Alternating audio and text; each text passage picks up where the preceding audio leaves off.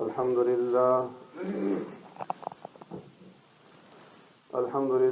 وكفى والصلاة والسلام على عباده الذين اصطفى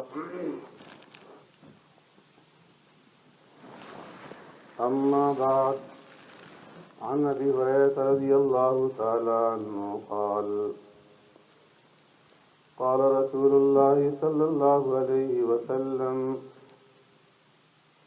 إذا مات الإنسان انقطع عنه عمله إلا من صدقة جارية أو علم ينتفع بها أو ولد صالح يدعو له أو كما قال عليه الصلاة والسلام صدق رسول الله صلى الله عليه وسلم. حضرت ابو ہریرہ رضی اللہ تعالی عنہ روایت فرماتے ہیں، آقا نامدار سرور کائنات رحمت دو عالم صلی اللہ علیہ وسلم نے ارشاد فرمایا، اذا مات الانسان، جب انسان فوت ہو جاتا ہے، اس دنیا سے رخصت ہو جاتا ہے، انقطع عنہ عملہ، تو اس کے نیک اعمال کا سلسلہ منقطع ہو جاتا ہے، ختم ہو جاتا ہے. یعنی وہ انسان جو اپنی زندگی کے اندر نیک اعمال کرتا تھا اب وہ نہیں کر سکتا. الا من ثلاثۃ، مگر 3 طرح کے اعمال ایسے ہیں کہ انسان کی دنیا سے جانے کے بعد بھی ان کا اجر اور ان کا ثواب مسلسل اس کے نامہ اعمال کے اندر درج ہوتا رہتا ہے. الا من صدقۃ جاریۃ، ان 3 اعمال میں سے ایک جو ہے صدقہ جاریہ والے اعمال ہیں. او علم ينتفع به، اور دوسرا علم کے وہ ذرائع ہیں کہ جس سے لوگ فائدہ اٹھاتے رہے. ایک تو وہ اعمال کہ جو اس نے اپنی زندگی کے اندر صدقہ جاریہ والے کوئی اعمال کر دیے، مسجد بنا دی، مدرسہ بنا دیا، کوئی درخت لگا دیا، کوئی دینی کتاب اشاعت کر دی، کوئی کنواں کھدوا دیا. تو یہ جتنے بھی اعمال ہیں یہ صدقہ جاریہ والے اعمال ہیں کہ انسان دنیا سے چلا گیا اور اس کے بعد بھی سلسلہ جو ہے اس کے نامہ اعمال کے اندر جاری رہے گا، جب تک لوگ اس سے فائدہ اٹھاتے رہیں گے اس کو اجر ثواب ملتا رہے گا. اب علم ينتفع بھی، علم کے ذرائع اس نے قائم کر دی، مسجد بنا دی، مدرسہ بنا دیا، کتابیں لے کر کے دے دی، قرآن رکھ دیا. اب جتنے لوگ پڑھتے رہیں گے، پڑھاتے رہیں گے اور ان سے فائدہ اٹھاتے رہیں گے اس کا اجر ثواب ملتا رہے گا. او ولد صالح یدعو له، اور تیسری چیز نیک اولاد کہ جو اس نے اپنے پیچھے چھوڑ دی ہے، بیٹا ہے، بیٹی ہے، اور وہ اس کے لیے دعائیں خیر کرتے رہتے ہیں، اس کے لیے دعا کرتے رہتے ہیں. تو اس نیک اولاد کا یہ بھی صدقہ جاریہ ہے اس کے لیے. جو بھی وہ نیک اعمال کرتے رہیں گے، اس والدین کے لیے دعا کرتے رہیں گے تو ان کا اجر و ثواب ان کو ملتا رہے.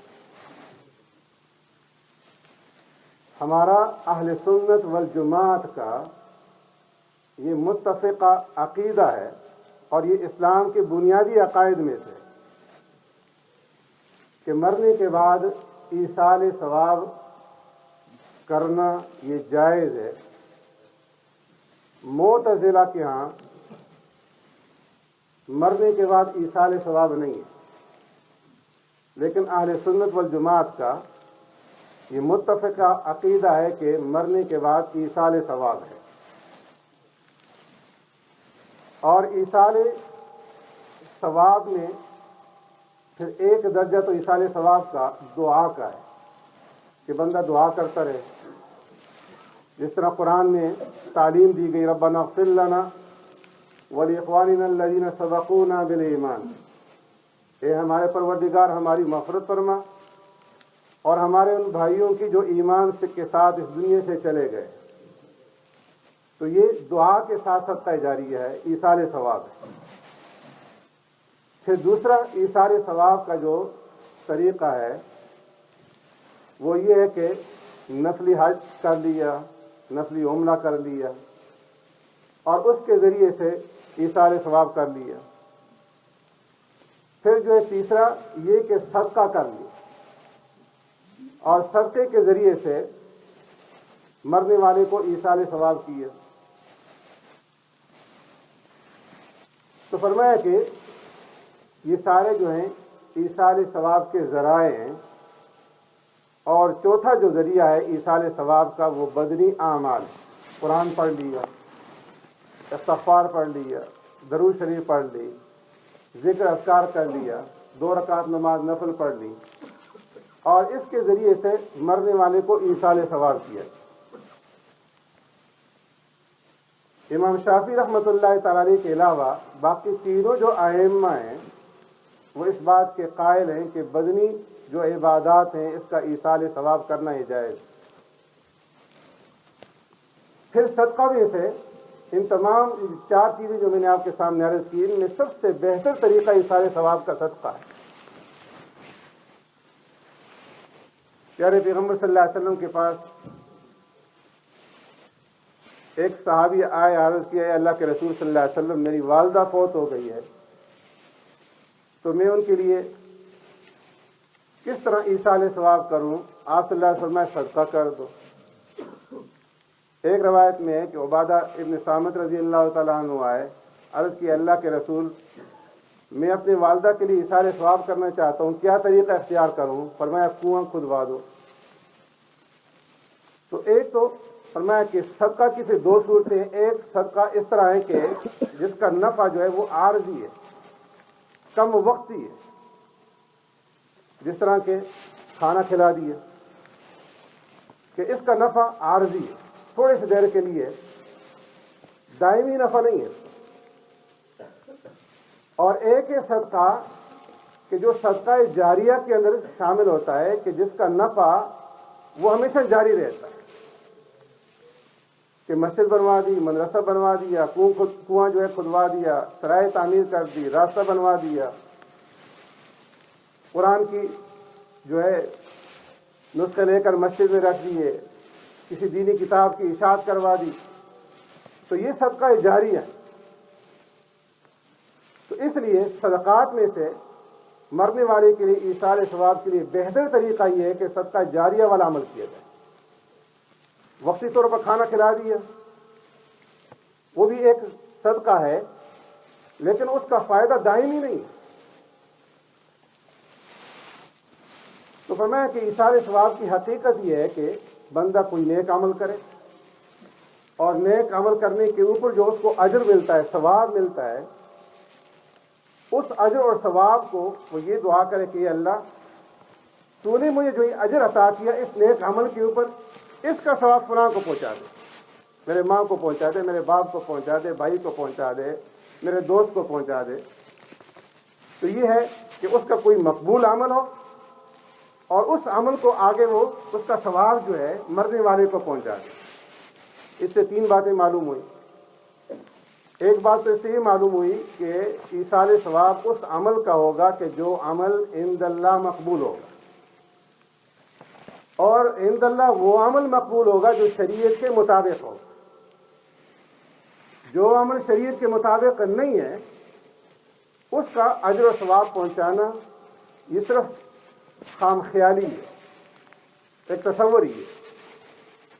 تو اس لیے ایصال ثواب جو کیا جائے وہ شریعت کے مطابق جو ہے وہ کیا جائے۔ دوسری بات یہ معلوم ہوئی کہ مرنے والے کو بھی ایصال ثواب ہو سکتا ہے اور زندہ کو بھی ایصال ثواب ہو سکتا ہے۔ ماں باپ زندہ ہیں تب بھی آپ ایصال ثواب کر سکتے ہیں، 2 رکعت نفل پڑھی، اے اللہ اس کا ثواب میرے ماں باپ کو پہنچا دے، زندہ ہیں تب بھی، اور مر گئے تو تب بھی۔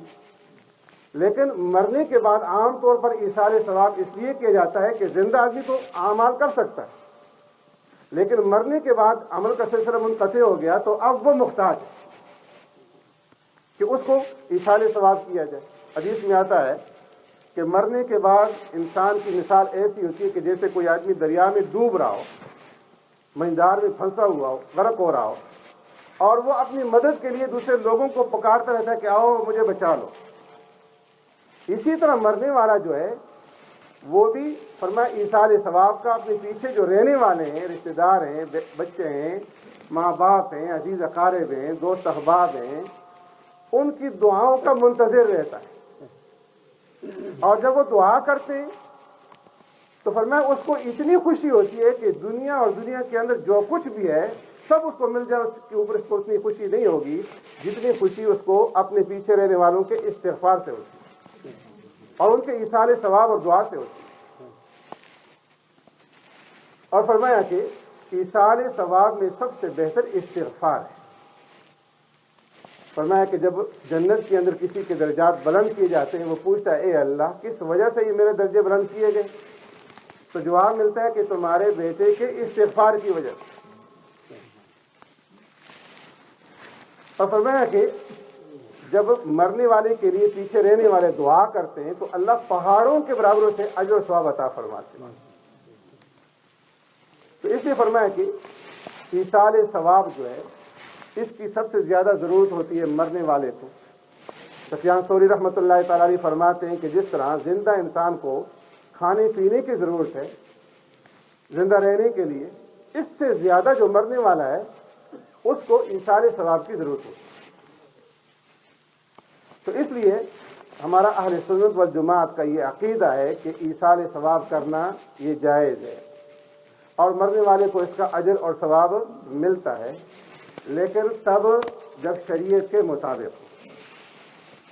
تو اس لیے ایصال ثواب کا بہتر طریقہ یہ کہ آدمی صدقہ جاریہ والے اعمال کرے کہ جن کا فائدہ جو ہے وہ دائمی ہو اور اس کا اجر جو ہے ان کو ملتا رہے، مسلسل ملتا رہے، اور پھر شریعت کے مطابق ہو۔ جس طرح کہ آج کل ہمارے ہاں اجتماعات ہوتے ہیں، شریعت میں اس کا ثبوت نہیں ہے، تیجا کرنا اور جمعرات کرنا، 7واں کرنا، 40واں کرنا، برسی کرنا، یہ چیزیں شریعت کے اندر نہیں ہیں۔ یہ رسوم ہے، رواجات جو ہم نے بنا لی۔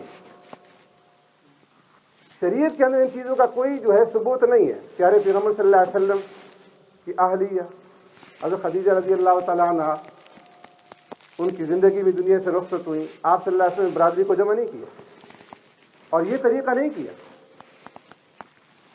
آپ کے محبوب چچا امیر حمزہ رضی اللہ تعالیٰ عنہ دنیا سے رخصت ہوئے، آپ کے بیٹے رخصت ہوئے، آپ کی بیٹیاں رخصت ہوئیں، لیکن اس طریقے سے آپ صلی اللہ علیہ وسلم نہ تو تیسرا کیا، نہ جمعرات کی، نہ 40واں کیا، اور نہ برادری کو جمع کیا۔ صدقہ خیرات اگر کھانا بھی کھلانا ہے تو یہ فقراء کا حق، مساکین کا حق۔ ہم جو برادری کو جمع کر لیتے ہیں اور ایک جشن کی صورت بن جاتی ہے، ایک تقریب کی صورت بن جاتی ہے، تو میں یہ شریعت کے اندر نہیں ہے، نہ صحابہ کے دور کے اندر یہ چیز رہی، نہ تابعین کے دور کے اندر رہی۔ یہ ہندوانہ رسمیں۔ علامہ بیرونی رحمۃ اللہ تعالی علیہ جو سلطان محمود غزنوی کے دور میں ہندوستان میں آئے، اور مولانا عبید اللہ سندھی رحمۃ اللہ تعالی علیہ جو پہلے ہندوؤں کے پنڈت بعد میں پھر مسلمان ہوئے، انہوں نے یہ لکھا ہے کہ یہ ہندوؤں کی رسمیں جو مسلمانوں کے اندر آ گئی۔ ہندوؤں کے ہاں جو مختلف ذاتیں ہیں، مختلف قبائل، مختلف خاندان ہیں، ان کے مرنے کے بعد مختلف دنوں کے اندر رسمیں منائی جاتی ہیں۔ جس طرح کے کھتری ہیں تو 13ویں دن جو ہے ان کے لیے ایصال ثواب کیا جاتا ہے، بڑا ختم اس کو کیا جاتا ہے۔ شودر ہیں، ان کے لیے 16واں دن، 15واں دن۔ برہمن ہیں، ان کے لیے 11واں دن۔ اور اس طرح ویش ہیں، ان کے لیے 30واں 31واں دن یہ مقرر ہے۔ پھر بعض کے لیے جو ہے 6 مہینے کے بعد، بعض میں کے لیے جو ہے اسو کے مہینے کے اندر، اور پھر اسی طرح کچھ مہینوں کے بعد گائے کو بھی خاص طور پہ وہ کھانا کھلاتے ہیں، اور پھر جس تاریخ کے اندر فوتگی ہوتی ہے اس تاریخ کو لازمی کرتے ہیں کہ پنڈت کو بلاتے ہیں، کھانا بنایا جاتا ہے، اور اس کھانے کے اوپر پنڈت جو ہے وید پڑھتا ہے۔ تو میں کہ یہ چیزیں ہندوؤں سے مسلمانوں کے اندر آ گئی، تو اس لیے ایصال ثواب کے تو ہم قائل ہیں، لیکن رسوم اور رواجات کی ہم قائل نہیں ہیں۔ تو اس لیے ایصال ثواب اس چیز کا ہوگا کہ جو شریعت کے مطابق ہوگی، تو شریعت سے ہٹ کر کے کوئی عمل نہ کیا جائے، اور وہ طریقے ایصال ثواب کے اختیار کیے جائیں کہ جو شریعت نے ہمیں بتائیں، جو صدقہ جاریہ والے اعمال ہیں، لیکن ان کے اندر چونکہ نمائش نہیں ہوتی اور وہ کسی کو نظر نہیں آتے، تو اس لیے ہم جو ہے ایسے طریقے اختیار کر دیتے ہیں کہ جو دوسروں کو نظر آئے۔ تو اس لیے ایسی چیزوں سے اپنے آپ کو جو ہے بچانا چاہیے۔ اللہ رب العزت ہمیں عمل کرنے کی توفیق عطا فرمائے۔ دعا فرمائے۔ الحمدللہ رب العالمین والعاقبۃ للمتقین والصلاۃ والسلام علی خیر خلقہ محمد وعلی آلہ واصحابہ اجمعین۔ اللهم ربنا آتنا في الدنيا حسنة وفي الآخرة حسنة وقنا عذاب النار وقنا عذاب القبر وقنا عذاب الحشر وقنا عذاب الدين وقنا عذاب الميزان. اللهم إنا نعوذ بك من عذاب جهنم ونعوذ بك من عذاب القبر ونعوذ بك من فتنة المسيح الدجال ونعوذ بك من فتنة المحيا والممات. اللهم لا مانع لما أعطيت ولا معطي لما منعت ولا ينفع ذا الجد منك الجد. اللهم اشف مرضانا ومرضى المسلمين. اللهم يا شافي الأمراض اشف مرضانا ومرضى المسلمين. اللهم يا قاضي الحاجات اقض حاجاتنا وحاجات المسلمين. اللهم يا دافع البليات، اللهم يا رافع الدرجات، اللهم يا أحل المشكلات، اللهم يا مسبب الأسباب، اللهم يا مجيب الدعوات، اللهم يا خير الناصرين، اللهم يا أرحم الراحمين. اللهم إن قلوبنا ونواسينا وجوارحنا بيدك لم تملكنا منها شيئا، فإذا فعلت ذلك بنا فكن أنت ولينا واهدنا إلى سواء السبيل. اللهم نور قلوبنا بالقرآن وزين أخلاقنا بالقرآن ونجنا من النار بالقرآن وادخلنا في الجنة بالقرآن. اللهم اجعل القرآن لنا في الدنيا قرينا وفي القبر مونسا وعلى الصراط نورا وفي الجنة رفيقا ومن النار سترا وحجابا وإلى الخيرات كلها دليلا فاكتبنا على التمام. وارزقنا داء بالقلب واللسان وحب الخير والسعادة والبشارة من الإيمان. اللهم اغفر لنا ولإخواننا الذين سبقونا بالإيمان ولا تجعل في قلوبنا غلا للذين آمنوا ربنا إنك رؤوف رحيم. اللهم اغفر لجميع المؤمنين والمؤمنات والمسلمين والمسلمات الأحياء منهم والأموات إنك سميع قريب مجيب الدعوات. اللهم اغفر لجميع أمة محمد صلى الله عليه وسلم. اللهم انصر من نصر دين محمد صلى الله عليه وسلم وجعلنا منهم، واخذل من خذل دين محمد صلى الله عليه وسلم ولا تجعلنا منهم. الہ العالمین، جو قرآن کریم پڑھا گیا اس کا ثواب پیارے پیغمبر صلی اللہ علیہ وسلم، صحابہ اکرام، تابعین، تبع تابعین، بزرگان دین، اولیاء اکرام کی روح کو پہنچا کر اے اللہ بابا زمان مرحوم کی روح کو پہنچا دے. اے اللہ ان سمیت اے اللہ کی محمود صاحب کی والدہ، یونس صاحب کی والدہ، اور اے اللہ حاضرین میں سے جس کے کیوں جو رشتہ دار اس دنیا سے رخصت ہوئے تمام کے ارواح کو اس کا ثواب پہنچا.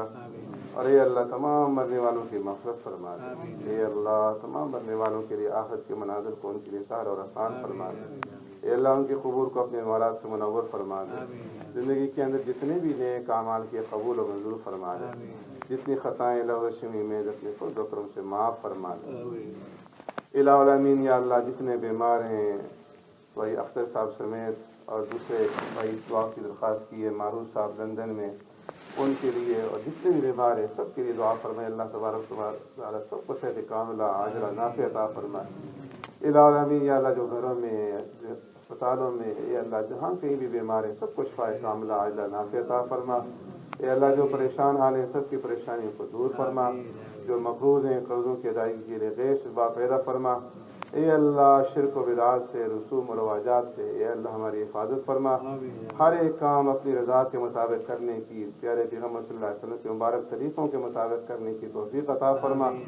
اے اللہ ہم سے راضی ہو جا، اپنے رضا والے کام ہم سے لے لے، ناراضگی والے کاموں سے اے اللہ تو بچائی رکھ۔ اے اللہ جب تک زندہ رہے دین اسلام پہ زندہ رکھ۔ اے اللہ اپنی رضا والے کام، دین والے کام ہم سے لے لے۔ الہ العالمین یا اللہ بھائیوں نے، بزرگوں نے، ماؤں بہنوں نے دعاؤں کی درخواستیں کی ہیں، جو ہم سے توقعات رکھتے ہیں، سب کی جائز حاجات کو پورا فرما دے، سب کو نیک مقاصد کے اندر کامیابیاں عطا فرما دے۔ اے اللہ جن کی اولادیں نہیں ہیں، اولاد کی نعمت سے مالا مال فرما دے، جن کی اولادیں ہیں والدین کے لیے مطیع اور فرما بردار بنا دے۔ اے اللہ مرحوم کے یا اللہ جتنے بھی پسماندگان ہیں سب کو صبر جمیل عطا فرما، اور اپنے والدین کے لیے اے اللہ صدقہ جاریہ بننے کی توفیق عطا فرما۔ اے اللہ جو کچھ مانگا عطا فرما، جو نہیں مانگ سکے اپنی شان کے مطابق عطا فرما۔ اے اللہ پورے عالم اسلام کے مسلمانوں کی عزت و نصرت اور مدد فرما۔ اے اللہ آپس کے اختلاف اور انتشار کو اے اللہ کے اتفاق سے، اتحاد سے بدل دے۔ اے اللہ ہم سے راضی ہو جا، اپنے رضا والے کام کرنے کی توفیق عطا فرما۔ مرنے سے پہلے ہم سب کو مرنے کی بہترین تیاری کرنے کی توفیق عطا فرما۔